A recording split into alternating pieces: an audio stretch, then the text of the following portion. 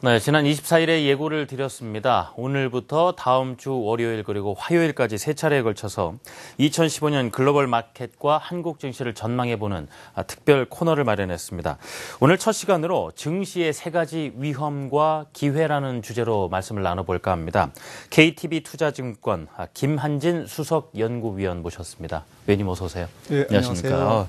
이른 아침에 시간 내주셔서 감사드립니다. 네, 감사합니다. 예, 오늘 우리 증시의 어떤 세 가지 위험과 기회라는 내용으로 여쭤볼 텐데요.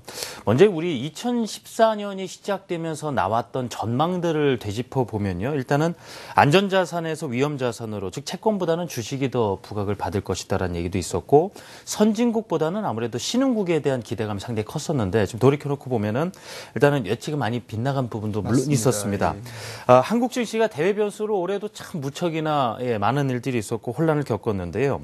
먼저 오늘 여쭤볼 것이 올 한해 글로벌 증시라든가 국내 증시 돌아보면서 뭐 주요 흐름이라든가 상반기 또 하반기를 주도한 포인트들 어떤 것들이 있었을까 한번 되짚어봤으면 하거든요, 위원님.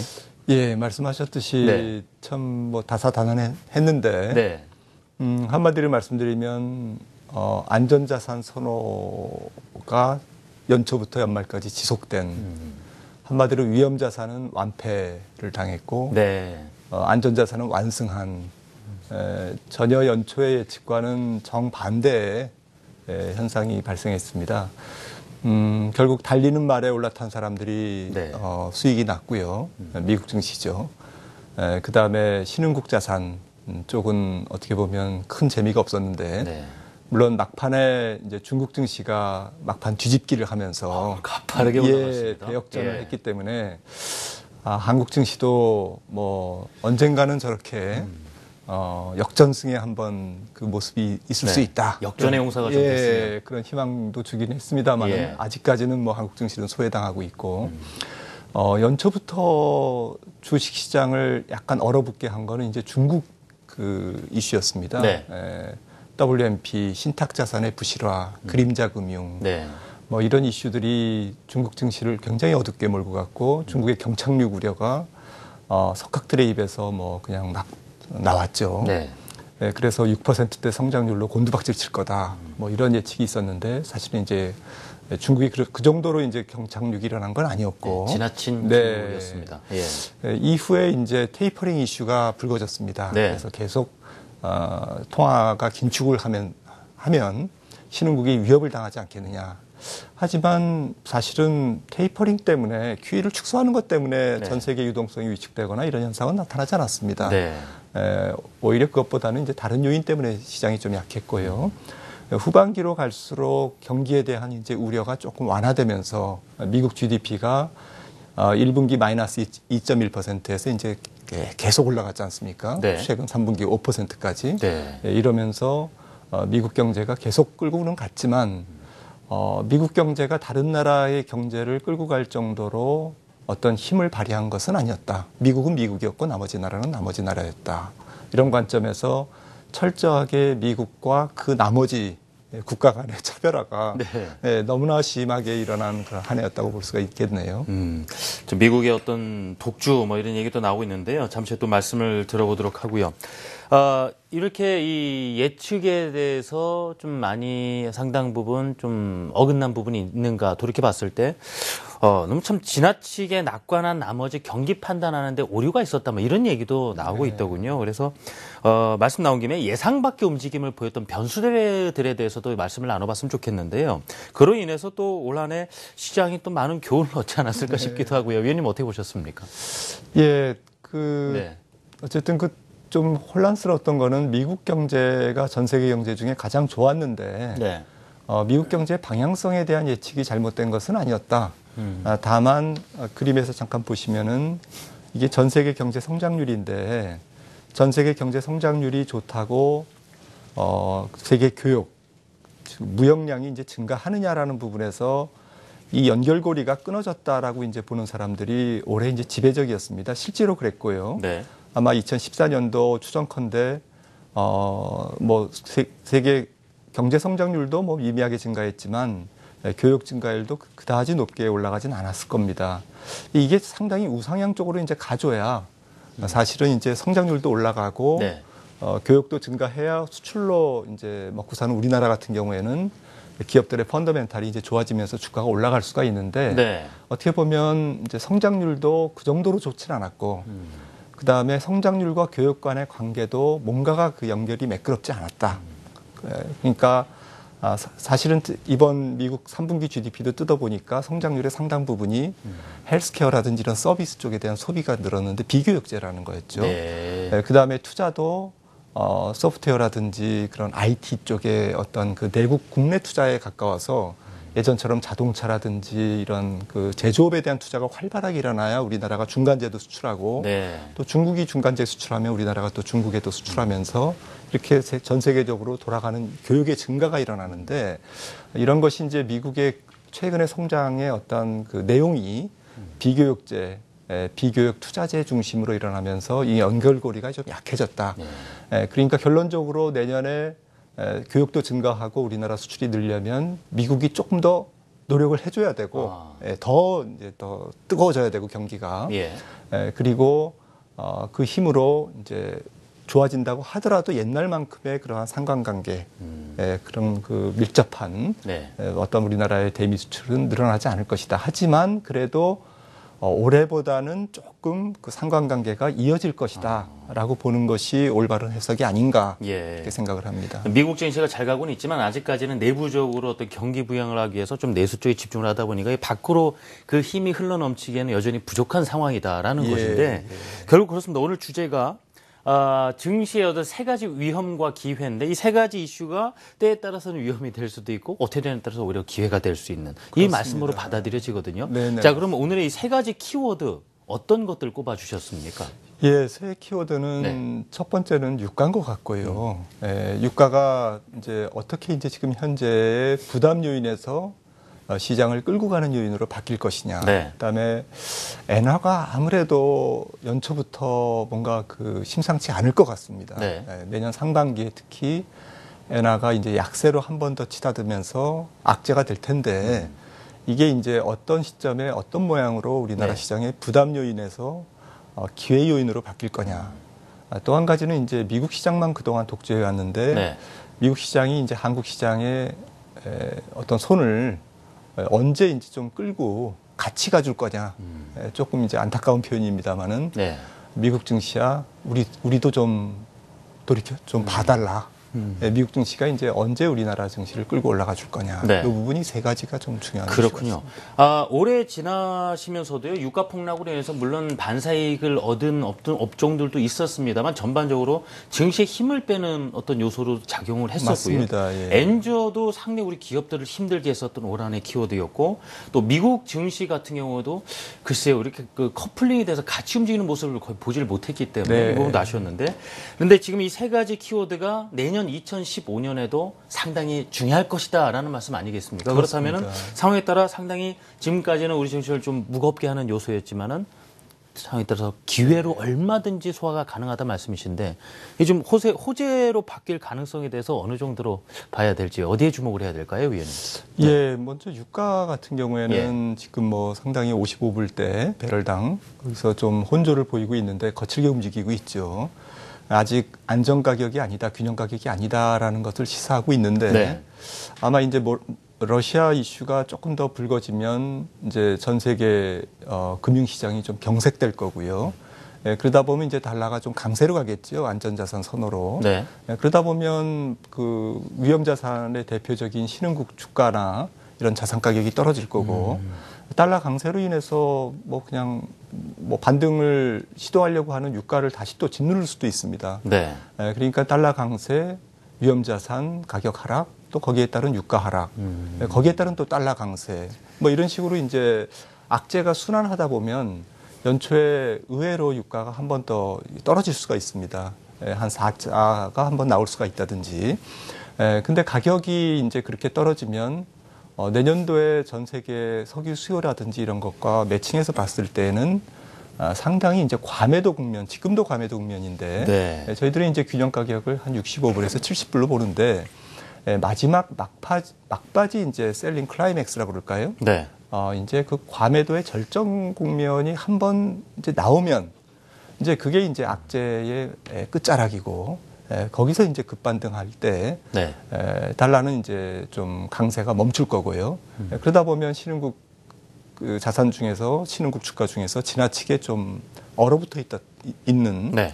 어떻게 보면 도매급으로 좀 이렇게 같이 좀 부정적인 영향을 받았던 예. 한국 증시라든지 이런 주식은 이거 좀 너무하지 않느냐. 예, 억울했던 부분들이 많이 풀어질 거란 말씀이죠. 그렇습니다. 한국을 뜯어보면 GDP의 원유 순수입 비중이 15%나 되는 뭐 인도라든지 이런 나라들보다 훨씬 원유의 순수입 비중이 높은 나라인데 작년에 110불에서 뭐 60불 정도만 돼도 네.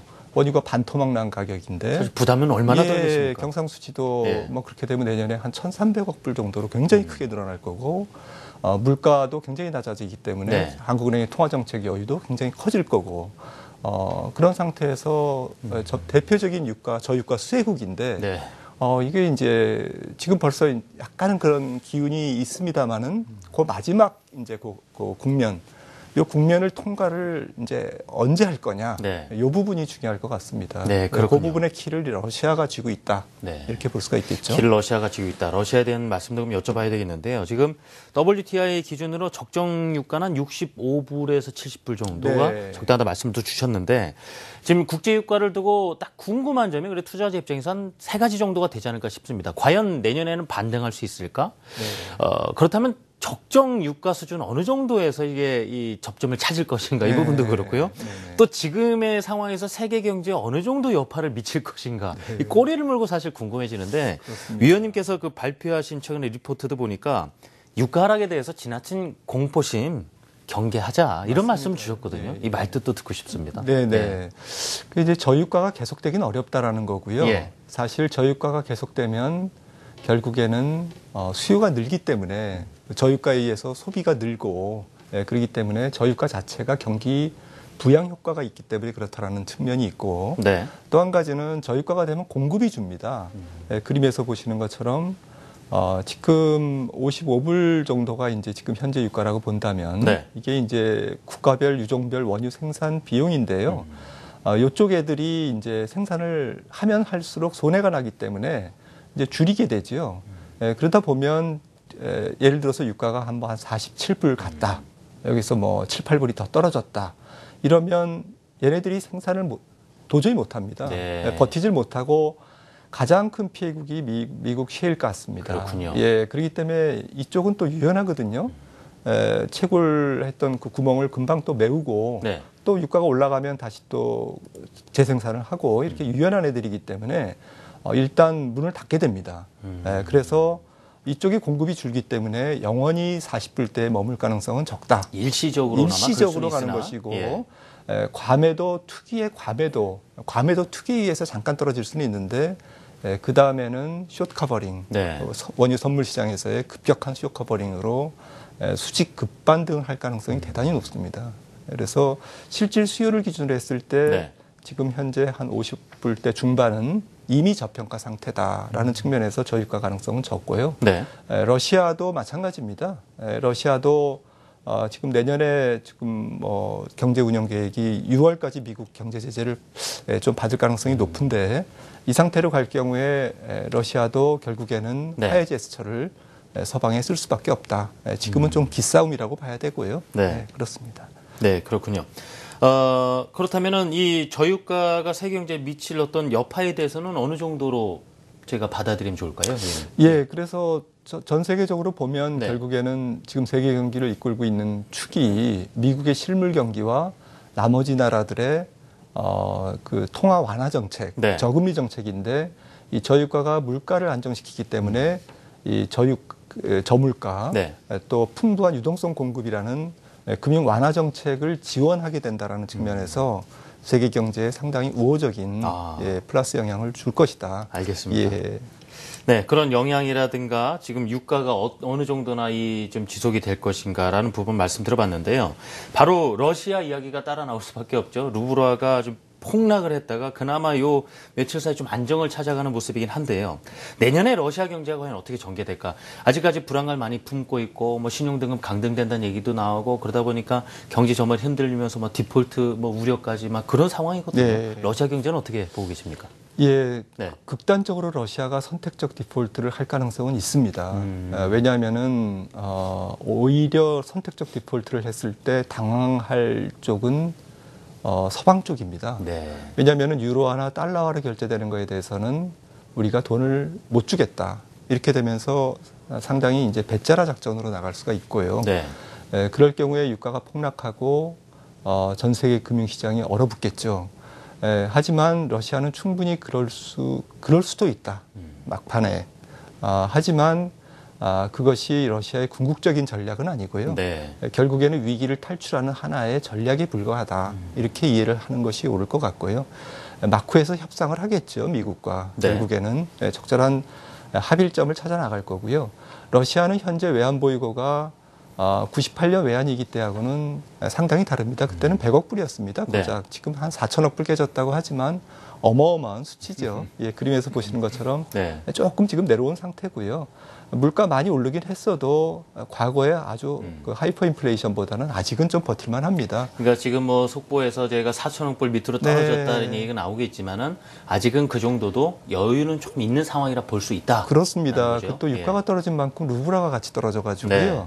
재정 수입에 유가의 판매 해외 수출 금액이 큰 변화가 없었기 때문에 재정 수입이 큰 그 감소가 없었습니다. 네. 최근에. 그래서 아직까지는 버틸만하다라고 볼 수가 있습니다. 네. 자, 지금 이제 저희가 이슈 중에 엔저라든가 뭐 뉴욕 증시에 대한 이슈도 이제 말씀을 들어봐야 되는데 이 러시아에서 넘어가는 김에 중국 말씀 잠깐 들어봤으면 하거든요. 앞에서도 언급이 있으셨는데 좀 후광통 시행 등으로 인해서 올 하반기 들어서요. 거의 뭐 수직 상승에 가까울 정도의 모습을 보이고 있거든요. 중국 증시가 내년에도 이 정도 탄력을 그래서 이제 가파른 탄력은 아니다 하더라도 얘들은 좋은 분위기를 이어갈 수 있을까 하는 부분을 한번 여쭤보고 싶습니다. 예, 중국 증시는 한번 조정을 한번 세게 거치겠지만 저희는 이제 연초에 한번 조정이 있을 거다라고 보지만 기술적인 조정입니다. 당연한 조정이죠. 뭐 기술적인 조정이다. 지금 쉬지 않고 뭐 짧은 기간에 40%가 올랐기 때문에 그래서 한 번은 조정이 있겠지만 내년도에도 여전히 유망한 시장이다 이렇게 생각을 하고요. 그렇게 보는 근거는 비록 성장률은 조금 둔화되지만 전반적인 통화 정책이 상당히 여유 있게 통화 정책을 운영할 가능성이 있습니다. 물가가 상당히 낮게 유지가 되기 때문에 저유가의 힘으로 중국도 저유가의 수혜국으로 봐야 되고요. 그 다음에 지금 중국 경제를 좀 억누르는 요인들, 그러니까 그림자 금융이라든지 주택 가격의 폭락이라든지 이런 부분이 악재가 어느 정도 해소가 돼 있습니다. 그래서 정부가 그 부분을 조금 이제 좀 대응할 수 있는 그러한 여유를 많이 갖고 있고요. 갖게 됐고, 그 다음에 지금 조금 전략이 바뀐 것 같습니다. 중국 경제가. 어떻게 보십니까? 그러니까 2020년까지 시진핑 정부가 경제를 운영하는데 그 전반부는 구조 개혁을 하면서 성장률을 크게 희생할 수도 있다라는 쪽에서 조금 심하게 희생하는 것은 자제하겠다. 안 하겠다 희생을 뭐 이런 쪽으로 지금 바뀐 걸로 표현이 되고요. 이번에 이제 그 금리 인하 조치가 앞으로 내년 초에 상반기에 두세 차례의 추가 금리 인하와 지준율 인하가 있을 것으로 보이기 때문에 이 부분이 안정된 경제 성장 그러니까 경착륙 우려가 없는 상태에서의 금융 완화 정책이 중국 증시를 한 번 더 레벨업 시킬 가능성이 있고요.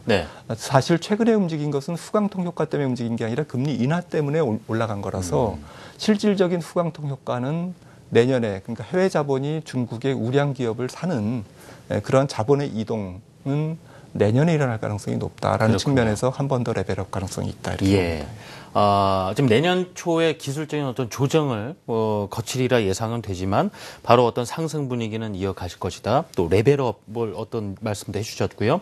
좋습니다. 그 올 한 해 우리 기업뿐만이 아니고요. 경제를 상당히 힘들게 했던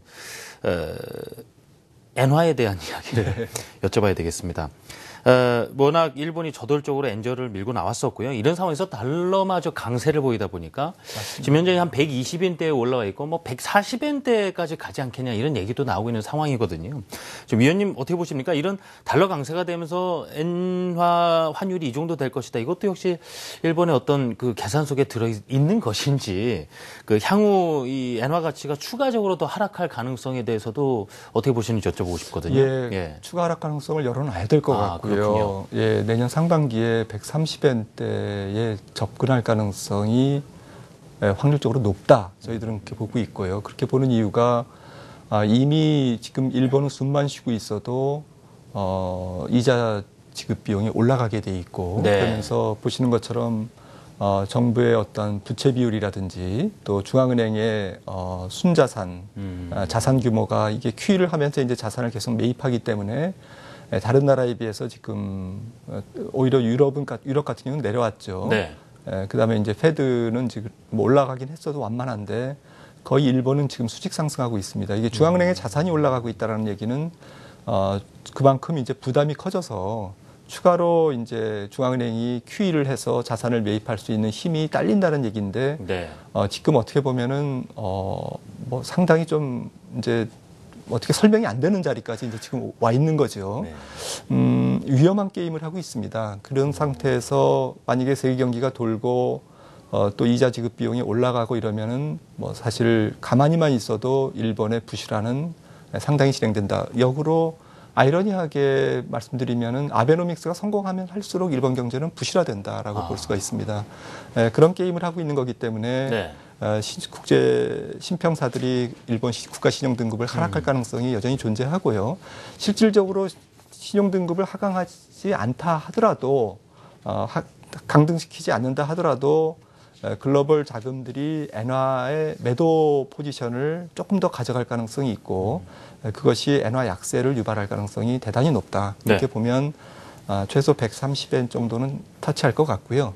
만약에 140엔 정도 간다면 아마 뭐 가격 논리상 더 이상 가기는 상당히 부담스럽기 때문에 네. 또 한 번의 장기 기술적 저항선이기 때문에 거기서 이제 급발락을 할 가능성이 높죠. 예. 알겠습니다. 지금 엔화 전망에 대해서는 한 130엔대에 터치할 가능성이 있고요. 140엔대 만약 가더라도 저항선이 강하기 때문에 바로 네. 급격히 이제 하락할 가능성이 있다라고 말씀 주셨습니다. 그렇습니다. 이번에 이제 뉴욕 증시 얘기해 보겠습니다. 연준이 금리 인상 내년에 확실히 인내심을 갖고 우리도 결정할 거다. 그러니까 너무 걱정하지 마라. 네. 이런 뭐 안도의 얘기를 해줬는데 그 이후로 계속 상승세입니다. 뭐 사상 최고치 경신하고 있는데 그렇다면 2분기쯤에 내년 한 금리 인상이 되지 않겠는가 이렇게 읽어볼 수 있지 않겠습니까? 미국 증시의 상승률이 계속 할 수 있을까요? 그리고 지금의 상황이 앞서 미국 경제가 나홀로 독주다 보니까 네. 이게 좀 우리 증시에도 그렇고 아직 미치는 영향이 미미한 상황이거든요. 예. 예, 뉴욕 증시는 결론적으로 저희들은 한 2년 정도는 상승 여력이 있다 이렇게 생각하고요. 네. 특히 좀 그 현재의 저금리가 지속되고 있기 때문에 지금 뉴욕 증시의 퍼가 18배인데 그 18배를 이제 뒤집어 놓으면 주식시장에서의 기대 수익률입니다.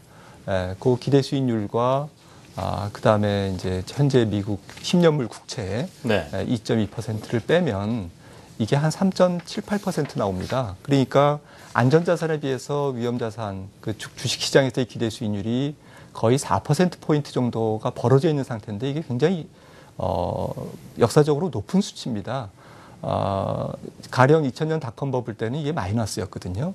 그러니까 다시 말씀드리면은 여전히 금리가 낮고 경기가 확장 국면에 있기 때문에 기업이익이 망가질 가능성은 적기 때문에 결국엔 안전자산과 뉴욕 시장 안에서 위험자산, 주식시장 간의 기대 수익률이 좁혀질 수밖에 없는 그런 과정이 있는데 이 좁혀지는 과정은 주가 상승을 통해서 좁혀질 확률이 가장 높다 이렇게 생각을 하고 있고요. 네. 그런 관점에서 한 15%에서 20% S&P 500의 추가 상승 여력이 남아있다라고 본다면 그것이 뭐 2015년에는 조금 상반기 쉬었다가 하반기부터 올라갈지 뭐 어떻게 될지는 모르겠지만 네.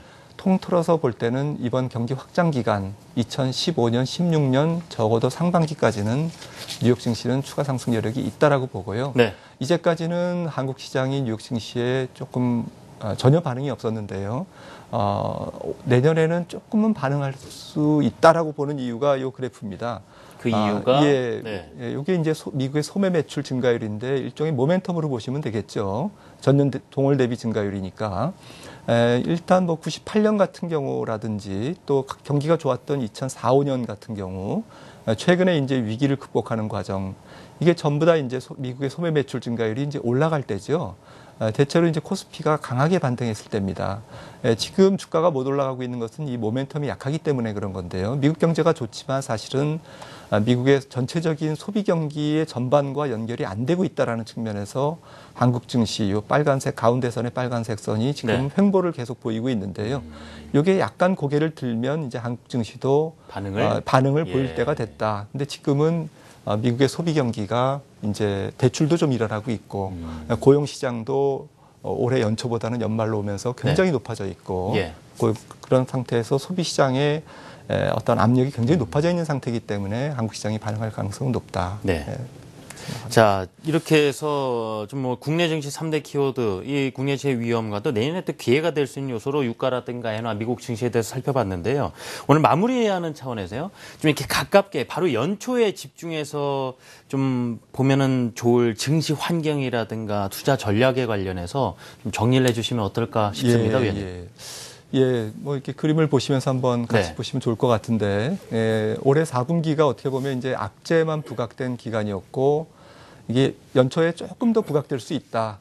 신흥국 시장의 위험과 러시아 위험의 어떠한 그 고조, 이런 측면에서 조금 더 부각될 수가 있는데, 이런 유가나 달러 강세 또 엔화의 약세가 말씀드렸듯이 이제 균형 가격을 이제 다시 형성해 나가는 이제 안정되는 이제 그런 과정이 이제 내년 1월에 고비를 지나서 2월, 3월에 1분기에 좀 안정을 찾으면 외국인들이 한국 시장은 너무 좀 위험 요인에만 반응을 해온 것이 아니냐.